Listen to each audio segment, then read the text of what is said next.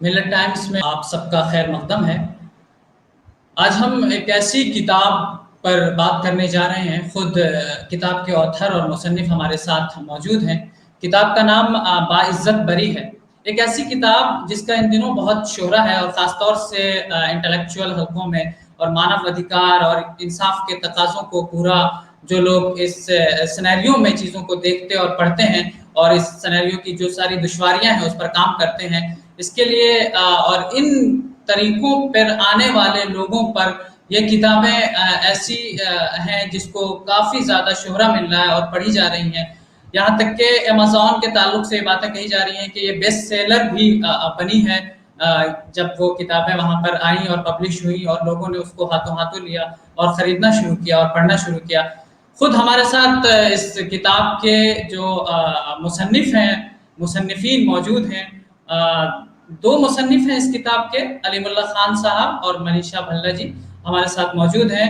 हम खुद उनसे इस किताब के ताल्लुक से, इस किताब के बारे में जानेंगे, क्या कुछ है इस किताब में और ख़ास तौर से इस वक़्त जो कुछ नैरेटिव और सिनेरियो हिंदुस्तान का है, इसमें ये किताब है किस तरीके से मानव अधिकार राइट्स को और वो उन तमाम चीज़ों को जिस पर एक तरह का शिकंजा कसता हुआ दिखता और महसूस होता है, ख़ास तौर से वो आज़ादी इज़हार राय की बात हो या कोई भी ऐसी बात हो जिसमें जस्टिस का कोई ऐसा पैमाना वज़ा किया गया हो, कोई ऐसा पैमाना हो जो तमाम लोगों के लिए यकसा हो। क्या कुछ है इस किताब में, हम इस पर बात करेंगे। हमारे साथ सीधे जुड़ रहे हैं। सबसे पहले हम मैम से बात करना चाहेंगे, क्यों इस किताब की ज़रूरत पेश आई और आपने कैसे इस किताब को शुरू किया? क्या आइडिया था इस किताब को लिखने से पहले? बहुत शुक्रिया काशी साहब हमसे बात करने के लिए। असल में जो एक पूरा मंजरनामा रहा कि एक दूसरी बड़ी आबादी को एक पूरा माहौल बनाया गया कि उसको यरगमाल बनाने की कोशिश, और ख़ास तौर से पहले ये कहा गया कि भाई ये जो मुस्लिम कम्युनिटी के लोग हैं ये तालीम याफ्ता नहीं है, ये तालीम हासिल नहीं करना चाहते हैं, और इस तरह के तमाम तरह का एक जो है ये माहौल बनाने की कोशिश हुई। उसके बाद उनके जो पढ़े लिखे, जो पढ़ा लिखा तबका था, उनको जो है एक साजिश के तहत उनको दहशतगर्दी के इल्ज़ाम में गिरफ्तार करके और पूरा मीडिया के ज़रिए एक पूरा जो है हाइप बनाने के और ऐसा माहौल बनाया गया कि पूरी कौम को जो है उसमें मुजरिम की तरह से खड़ा किया गया। और फिर उसके बाद ये देखने में आया कि तमाम केसेस में 99% केसेस में जो 10 साल, 12 साल, 15 साल, 20 साल, 22 साल, 8 साल, अलग-अलग जो है तमाम तरह की अज़ियतों के बाद ये लोग जो है बाइज़्ज़त बरी हो जाते हैं, सबूतों के अभाव में बरी हो जाते हैं, और उसके बाद जो है उसकी खबर तक भी नहीं आती है और एक परसेप्शन जो क्रिएट होता है वो बना रहता है। और वो बरी होने के बाद भी वो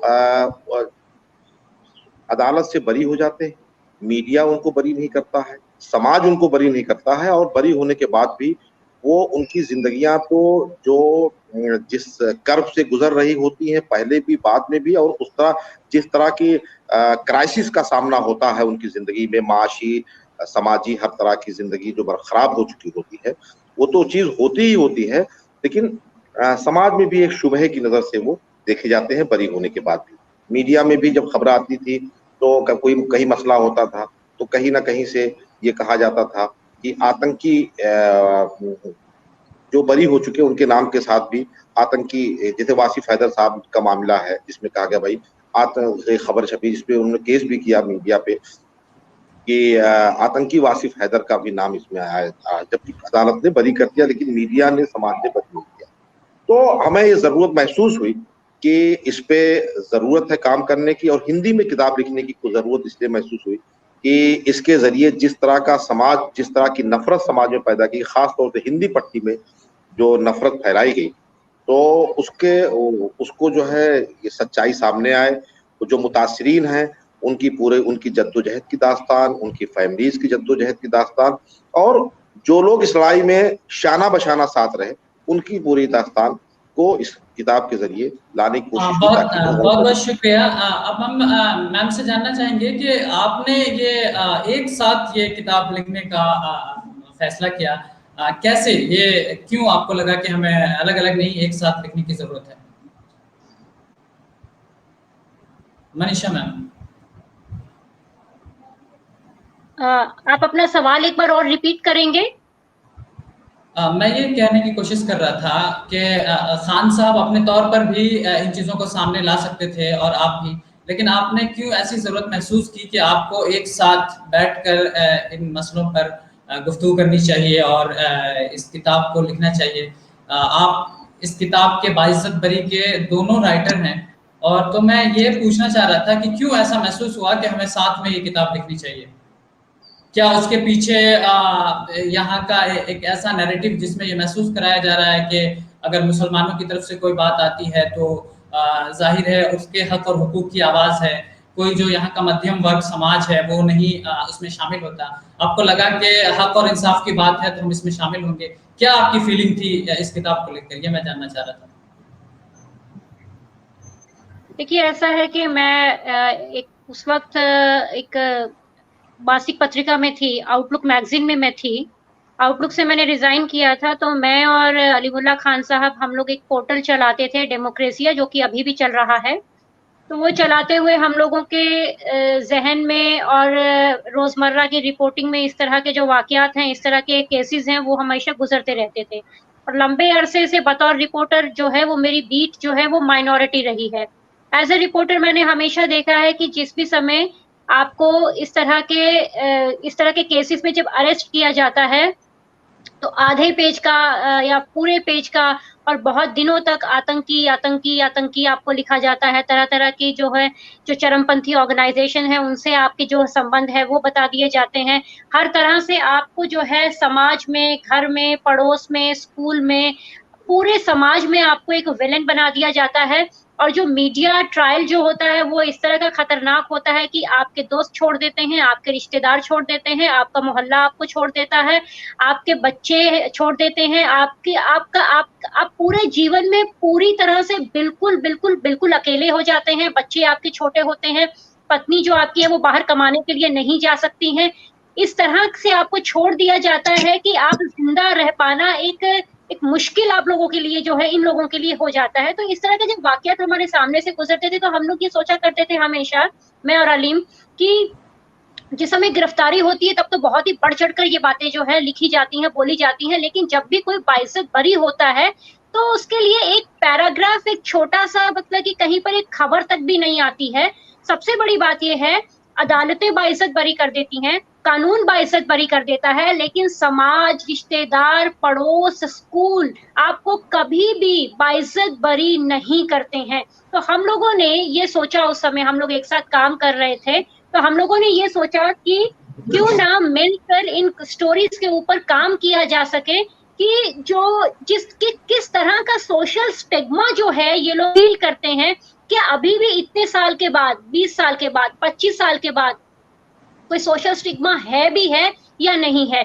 जब हमारी इन्वेस्टिगेशन में ये चीजें आई कि ये सोशल स्टिग्मा, ये सामाजिक कलंक तो कभी धुलता ही नहीं है, तो फिर हमको लगा कि ये कहानियां जो हैं ये बाहर आनी चाहिए। आप जेल में 3rd डिग्री टॉर्चर सहते सहते बीमार हो जाते हैं पूरी तरह से, मेंटली, फिजिकली। आपका पैसा, जमीन, जायदाद, जेवर सब वकीलों के उसमें चला जाता है। आपके घर में इतना कोई पढ़ा लिखा उस तरह से नहीं होता है जो पीछे से परिवार को पढ़ा लिखा सके। आपके बच्चे जो हैं वो कम पढ़े लिखे रह जाते हैं या अशिक्षित रह जाते हैं। तो अगर आपके बच्चे अशिक्षित रह गए, तो यानी कि आपकी पूरी एक पीढ़ी अनपढ़ हो गई ना। जैसे कि मैं आपको बताती हूँ कि कानपुर के वासिफ हैदर साहब है, उनकी बच्चियों ने स्कूल जाने से बिल्कुल मना कर दिया। उनकी बच्चियों का ये कहना था कि हमारे स्कूल में हमको बच्चे कहते हैं कि हम टेररिस्ट की बेटी हैं, टेररिस्ट की बेटी हैं, जबकि बहुत छोटी क्लास में वो लोग हुआ करते थे। तो उन बच्चों को कौन बताता था कि वो जो तुम्हारे साथ पढ़ती है लड़की जो है वो टेररिस्ट की बेटी है? इसका मतलब घरों में ये बातें होती हैं, मतलब कि उनकी बेटियों ने स्कूल ही जाना बंद कर दिया। ऐसे ही बहुत सारी, कितने ही तमाम, हम लोगों ने, मेरे ख्याल से अलीम भी यहाँ गवाह है इस बात के, हमने केसेस देखे हैं कि बच्चे स्कूल नहीं गए। तो हमको ये लगा कि ये केसेस बाहर आने चाहिए, जो कि पूरी तरह से, अच्छा, बाइज्जत बरी होने के बावजूद भी पूरी तरह से क्या, बिल्कुल बरी नहीं है। आपको कहीं पर भी जाना है, लोकल थाने में बताकर जाना है। आपके घर पुलिस कभी भी आके धमक जाती है। कहीं पर भी पूरे देश में बॉम्ब ब्लास्ट अगर हो जाता है, उसके तार आपसे जोड़ दिए जाते हैं कि इस ब्लास्ट के तार इससे जुड़े, इस ब्लास्ट के तार इससे जुड़े। यानी कि एक मीडिया ट्रायल ठंडा नहीं होता है कि अगर 2 साल के बाद बॉम्ब ब्लास्ट हो जाता है, तो वही मीडिया ट्रायल आपके लिए दोबारा खड़ा हो जाता है। तो यानी हमको मैं ये अपने लगा। दर्शक जी मैम, मैं अपने दर्शकों को बताना चाहूँगा कि बेसिक आइडिया जो मैम बता रही हैं इस किताब का ये कि उन तमाम लोगों की ऐसी कहानी मौजूद है जो मीडिया में और कहीं ऐसी कहानी नहीं आती, जो बाद का मरहला है। बाइज्जत बरी होना ये सिर्फ कोर्ट के बाद ही नहीं शुरू होता, उसके बाद का जो मरहला है वो उसकी ज़िंदगी में काफ़ी परेशानियों का सबब बनता है। और साइकोलॉजिकल, फिज़िकल और इस तरीके से समाज में जो प्रताड़ना होती है वो अलग। मैं इस पर आपसे दोबारा बात और करूँगा। जी, एक और बात कि आपने एक और सवाल पूछा था कि हमने 2 लोगों ने इस किताब को क्यों लिखा? 2 यस, यस। लोगों ने इस किताब को इसलिए लिखा क्योंकि हर जर्नलिस्ट का अपना एक नज़रिया होता है एक ही टॉपिक के लिए। एक टॉपिक पे अगर 100 लोग भी काम करते हैं, 100 लोग उसको अलग एंगल से देखेंगे, 100 लोग अगर उसको लिखते हैं, तो 100 लोग उसको अलग-अलग एंगल से लिखेंगे। एक ही टॉपिक पर किसी का लेखन और विचार एक से नहीं हो सकते हैं। तो हम दोनों को ये लगा, हम दोनों मिलकर अगर इस पर काम करेंगे, तो काम गहरा होगा और ये काम लंबा जाएगा। और इंशाअल्लाह हमारी ये कोशिश जो है, ये किताब लिखने तक सीमित नहीं है। हम इस मुद्दे को, इस मिशन को बहुत दूर तक लेकर जाना चाहते हैं। और जब भी आप एक टीम वर्क में काम करते हैं, तो टीम वर्क में अलग-अलग विचार आते हैं, अलग-अलग लेखन आता है, जो कि आपकी चीज़ों को क्रिएटिव बनाता है। तो हम लोग इसमें बहुत दूर तक जाना चाहते थे और गहराई से काम करना चाहते थे। घर की महिलाओं से, बीइंग ए वीमेन, मैंने बहुत अच्छे तरीके से बात की। और दूसरे एंगल्स पे अलीमुल्ला खान साहब ने बहुत अच्छे तरीके से इंटरव्यूज किए, बातचीत की, और हम लोगों ने मिलकर इसको लिखा। तो मिलकर जब भी कोई काम होता है, तो वो क्रिएटिव काम होता है और गहरा और लंबा और बड़ा काम होता है। बहुत-बहुत शुक्रिया। खान साहब, हम आपसे जानना चाहेंगे क्या कुछ हमारे सामने नहीं आ पाता और आपको इस किताब के लिखने के दौरान समझ में आया और आप दर्शकों को बताना चाहते हो? क्या वो ऐसी बड़ी चीज़ें हैं जो इस किताब में मौजूद हैं और आप दर्शकों को बताना चाहते हो? सबसे बड़ी चीज तो यह है कि जो एक परसेप्शन बनाने की कोशिश की गई और कि एक कुछ लोगों को गिरफ्तार किया गया, उनके खिलाफ पूरा एक माहौल बनाया गया और उसके ज़रिए पूरी कम्युनिटी को, पूरी कौम को एक शुबहे के और एक शक के दायरे में आपने खड़ा कर दिया। तो जब उनकी कहानियाँ सामने आती हैं, जब उनकी जद्दोजहद की दास्तान सामने आती है, जब उनकी जो उनसे पूछताछ होती है, जो उनकी तफ्तीश की जो पूरा जो मरहला है, ठीक है, जेल के अंदर का जो मरहला है, जिस तरह की ज़हनियत है एजेंसियों की, तमाम चीज़ों की कि उसकी वो चीज़ें सामने आती हैं कि किस ज़हनियत के तहत ये पूरे प्रोसेस को अंजाम दिया जाता है। तो उसमें सामने चीज़ें आती हैं कि एक पूरी मंसूबाबंद साजिश है, जिसमें जो उसके पीछे ज़हनियत है, इस्लामोफोबिया की ज़हनियत है। उसके पीछे ख़ास कम्युनिटी को एक फ़ाशिस्ट मंसूबे के तहत जो है वो करने की कोशिश है और ये बैनुल अक़वामी सतह पे जो चीज़ें जो जिस तरह से इस्लामोफोबिया का पूरा एक मरहला है, वो चीज़ें जो है उसी का एक हिस्सा ये भी है। तो वो चीज़ें सामने आती हैं क्योंकि इससे जो जाँच एजेंसियों के लोग हैं, बेशक उसमें अच्छे लोग भी हैं, लेकिन उनकी तादाद बहुत कम है।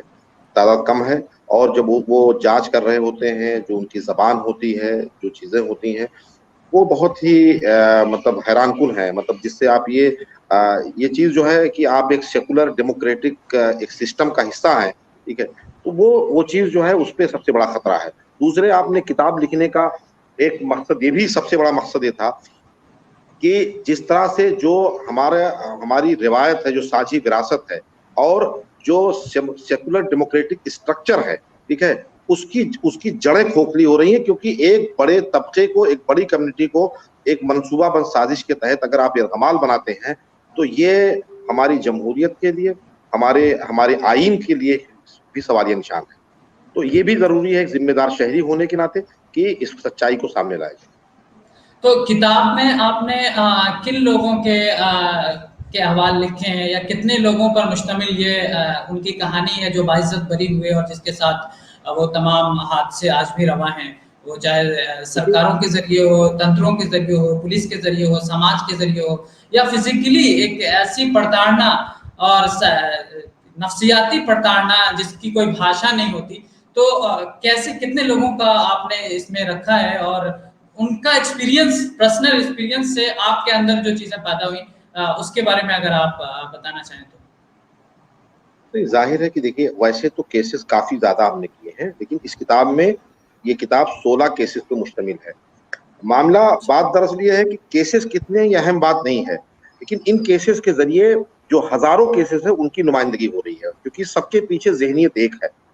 तो उसके जरिए हम इस पूरे सब्जेक्ट को एड्रेस करना चाहते हैं, और ये सब्जेक्ट की कोशिश हमारी है कि जो ये एक डिबेट हो, और तमाम जो इस मुल्क का जो जिसमें मेजॉरिटी कम्युनिटी का भी एक बड़ा तबका है जो सेकुलर डेमोक्रेटिक इथॉस पे बिलीव करता है, जो हर हाल में सेकुलर क्रेडेंशियल्स के हैं, वो जो है इसके साथ खड़ा हुआ है, और वो चीजें सामने आए।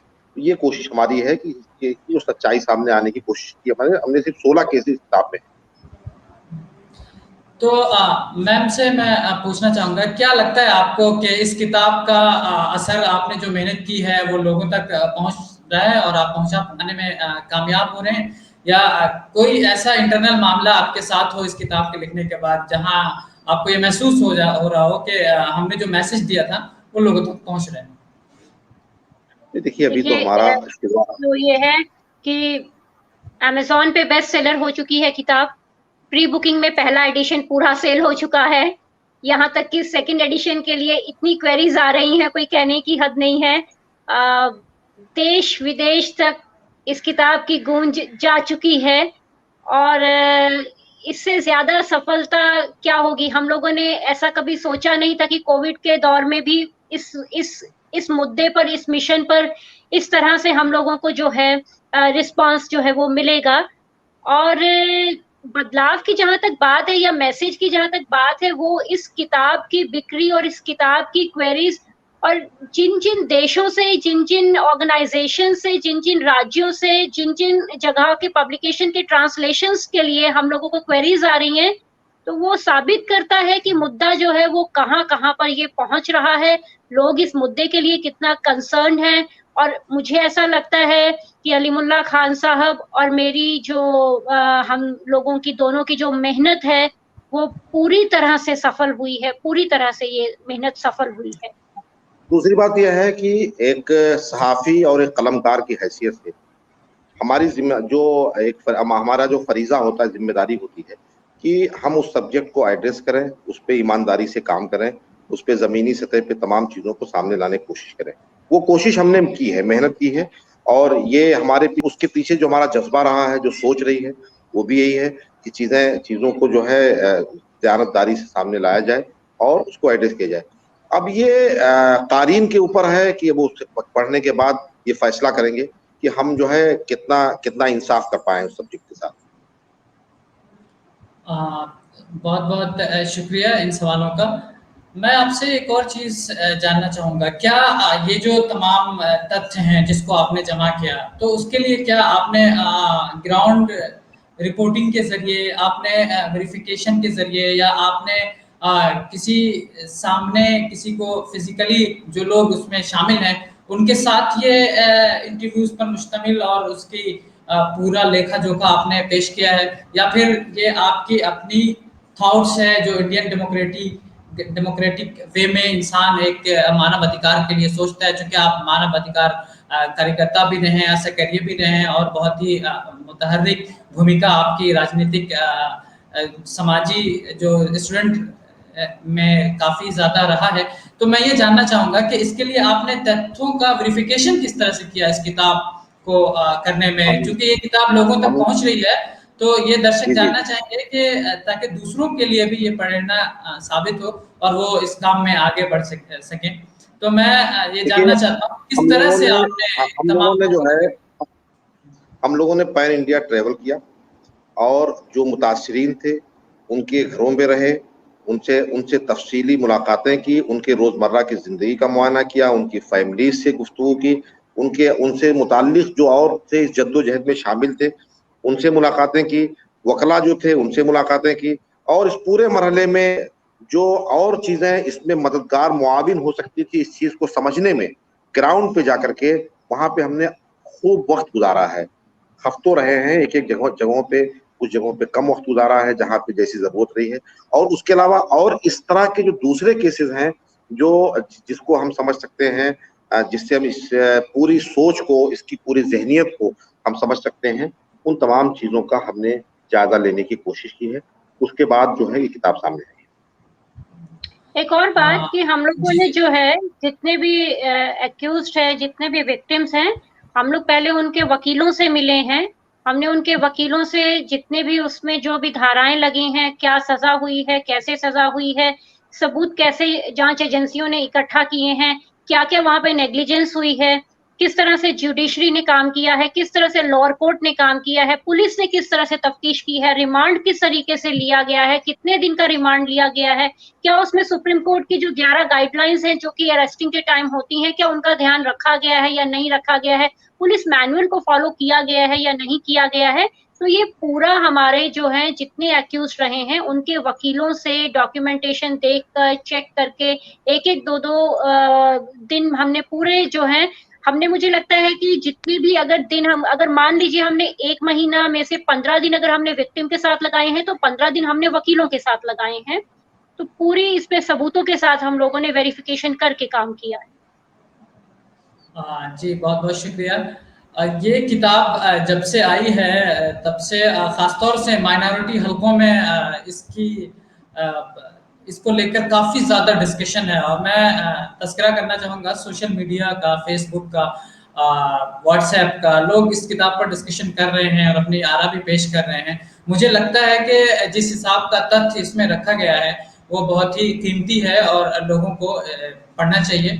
अलीमुल्लाह खान साहब, क्या आपका ये जो पूरा सफ़र रहा है किताब के साथ और इस किताब का जो माहौल रहा है, उसमें आप कैसे देखते हैं यहाँ की जुडिशरी को और ख़ास तौर से यहाँ की नौकरशाही को? आप किस कंक्लूजन पर पहुँचे हैं? आप दर्शकों को अगर बताना चाहें। देखिए, किताब का जो नाम है बाइज़्ज़त बरी सवालिया निशान के साथ है। जी। वो सवालिया निशान अपने आप में ही है कि क्या ये जेल से बरी हो जाना बरी है, तो काफी है। इसमें जो किताब जिस जो सवाल किताब खड़ी करती है उसमें सबसे अहम बात यही है कि जो 10 साल, 12 साल, 15 साल जो उनके कीमती साल, जिंदगी के साल गुजर जाने के बाद वो वापस नहीं लाए जा सकते हैं।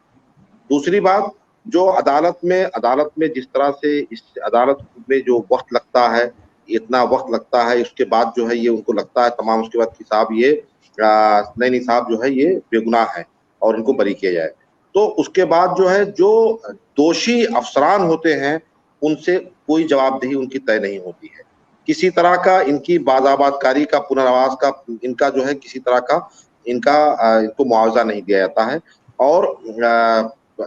और ये सबसे अहम बात ये है कि अगर कहीं पे ब्लास्ट हुआ तो ये हुआ कि साहब ये इनको बाइज्जत बरी किया गया, वो सवाल वहीं पे खत्म हो जाता है कि अगर इन्होंने नहीं किया तो फिर कौन दोषी है, किसने किया, ये सवाल भी उसी के साथ खत्म हो जाता है। क्योंकि ये एक बहुत बड़ा नेक्सस है जो, क्योंकि जिस तरह से यहाँ पे दूसरी हिंदूवादी जो तंजीमें थी जिनके नाम बाद में आए, तमाम चीजें सामने आई, उसके बाद जो है वो पूरा जो है उसके पीछे ये भी चीजें सामने आती है कि इसके पीछे कितनी गहरी साजिश है। तो ये तमाम सवालात के साथ किताब आती है। मैम, आपको क्या लगता है, सेम सवाल आपसे है कि कैसे देखते हैं आप इस जुडिशरी के निज़ाम को, जहां ये अलीमुल्लाह खान साहब कह रहे हैं कि इंसाफ तो मिलता है लेकिन इंसाफ का जो तकाजा है वो तमाम तकाजे उसके पूरे नहीं होते। बहुत सारे लोग कहते हैं कि आधा इंसाफ मिलता है अगर बाइज्जत कोई बरी भी होता है, क्योंकि उसके जो साल हैं वो वापस नहीं आ सकते। और पूरा आपने बताया, एक्सप्लेन किया कि किस तरह वो तमाम चीजें छूट जाती हैं, पीछे रह जाती हैं। कैसे देखते हैं आप इस जुडिशरी के इंसाफ को और इंसाफ के तकाजे को?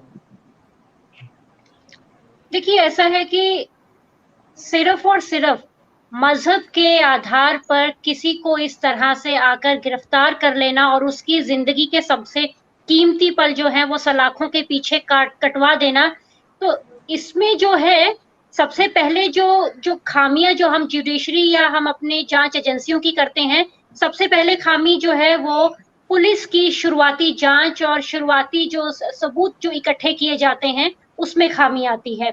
उसके बाद जो खामी आती है वो जुडिशरी के उस पे आती है।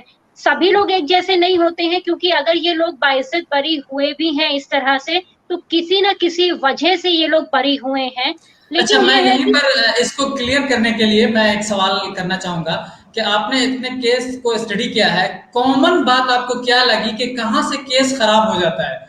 कहाँ से वो बात और वो पेच फँसा दिया जाता है जिससे ये मामला काफ़ी लंबा चला जाता है और काफ़ी इसमें समय लगता है, वक़्त लगता है, जिससे इंसाफ का भी खून होता है और जिसको इंसाफ मिलता है तो उसको भी आधा इंसाफ मिलता है। तो क्या वो बेसिक बात है, क्या वो बेसिक पॉइंट है तमाम केसेस में आपको नॉर्मलाइज होकर अगर उसको देखना चाहें तो क्या वो बेसिक बातें लगी जो तमाम में सिमिलियर थी, जहां से केस खराब होते गए, एक ऐसे बेगुनाह और नाकर्दा गुनाहों की सजा झेल रहे शख्स के बारे में जो 10 साल के बाद आज भी किसी कश्मीर के का एक केस है, गुजरात से उनको रिहाई मिली है 10-11 साल के बाद। 12 साल तो के मैं ये बाद पूछना चाह रहा हूँ कि वो बेसिक पॉइंट क्या है, कहाँ से चीजें खराब होने लगती हैं?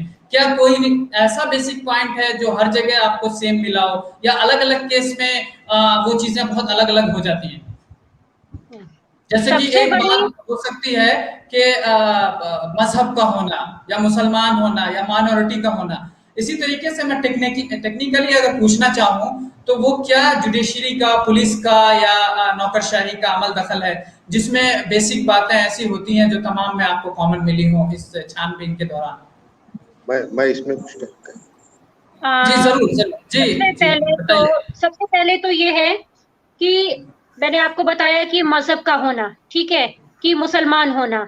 दूसरा ये है कि जब आप ये सोच लेते हैं कि आपको केस फ्रेम करना ही करना है, तो केस फ्रेम करने के लिए आप कुछ भी करते हैं, ठीक है। सबसे बड़ी बात ये है कि जो केस फ्रेम करने के लिए जो सबूत जुटाए जाते हैं, वो सबूत ही गलत तरीके से जुटाए जाते हैं और वो सबूत होते भी गलत हैं, ठीक है। यानी जैसे आप कि पुलिस की संस्कृति बात में कर रही हमने हैं, एक पहला मरहला कॉमन जो देखा है। सबूत जमा करती है पुलिस, उसके बारे में बात कर रही हैं आप? जी बिल्कुल, है ना? जो ओके। पुलिस जिस तरह से सबूत जो जमा करती है और जो सबूत जमा करती है, जैसे ज्यादातर केसेस में हमारे सामने क्या बात आई है कि उर्दू का लिटरेचर मिला घर पे, ठीक है। तो उर्दू का लिटरेचर तो कुछ भी हो सकता है ना। अगर एक मुस्लिम फैमिली है तो उसके घर में उर्दू के लिटरेचर के रूप में तो कुछ भी हो सकता है ना। आप उस उर्दू के लिटरेचर को आपत्तिजनक लिटरेचर कैसे आप बताइए कि बता सकते हैं, या उसको सबूत कैसे आप मान सकते हैं? या फिर अगर किसी का बैकग्राउंड सिमी का रहा है तो उसको आप किस तरह से सबूत के तौर पर आप देखते हैं?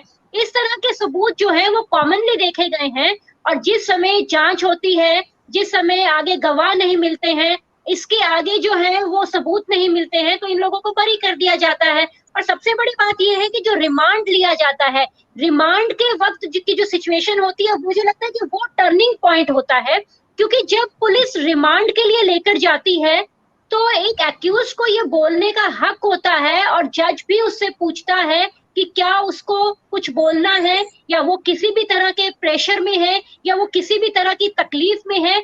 लेकिन हर केस में हमने देखा है कि एक्यूज को पुलिस स्टेशन में इतना ब्लैकमेल कर दिया जाता है, इतना डरा दिया जाता है, इतना खौफ ज़दा कर दिया जाता है उनके परिवार को लेकर, उनकी उनकी इस तरह का थर्ड डिग्री टॉर्चर किया जाता है कि एक्यूज वहां जज के सामने कुछ नहीं बोल पाते हैं, और उनका जो है रिमांड जो है वो दे दिया जाता है।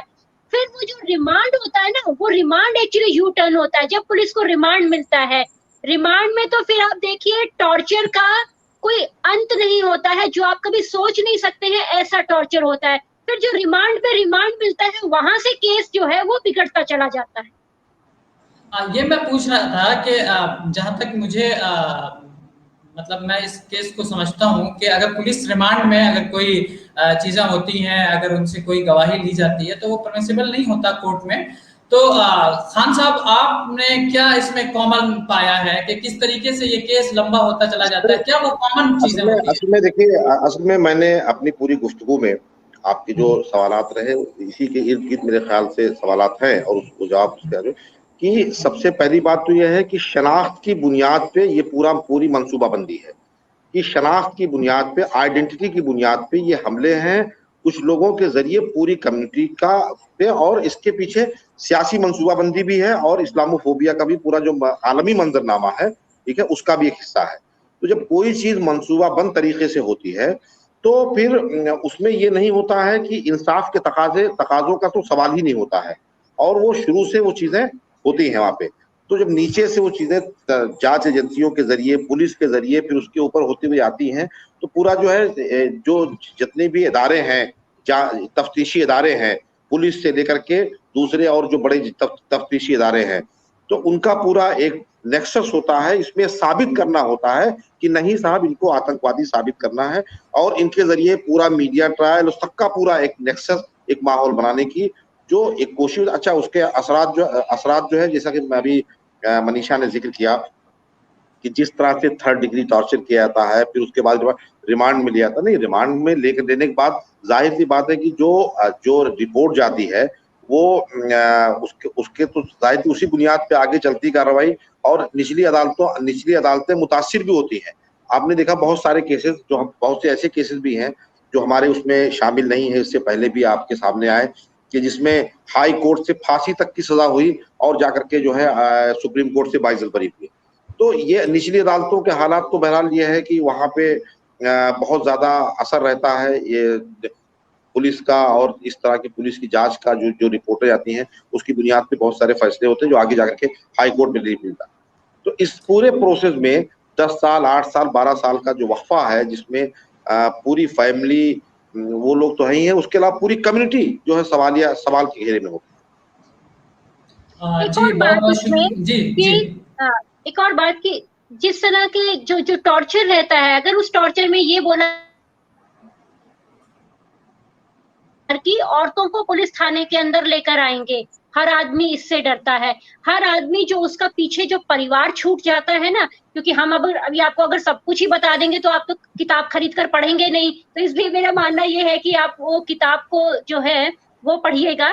तो जो परिवार है, वो परिवार के लिए हर आदमी डरता है। अपने घर की बहू, बेटियों, माओं के सिलसिले में हर आदमी डरता है कि नहीं, इस मामले में वो लोग नहीं होने चाहिए। और जो 3rd डिग्री टॉर्चर रहता है ना, वो टॉर्चर ऐसा रहता है कि एक स्टोरी में आप देखिएगा कि वो एक विक्टिम ये कह रहा है कि मुझे इस तरह से पीटा गया, इस तरीके के टॉर्चर मेरे साथ हुए, क्योंकि वो मैं आपको बताऊंगी नहीं, फिर आप किताब नहीं खरीदेंगे, कि इस तरह के टॉर्चर हुए कि अगर मुझसे पुलिस या जांच एजेंसियां ये बोलती ना कि हाँ अमेरिका पे हमला मैंने किया है, तो मैं वो भी बोलने के लिए तैयार था। आप सोचिए कि इस हद तक का अत्याचार और जुल्म होता है।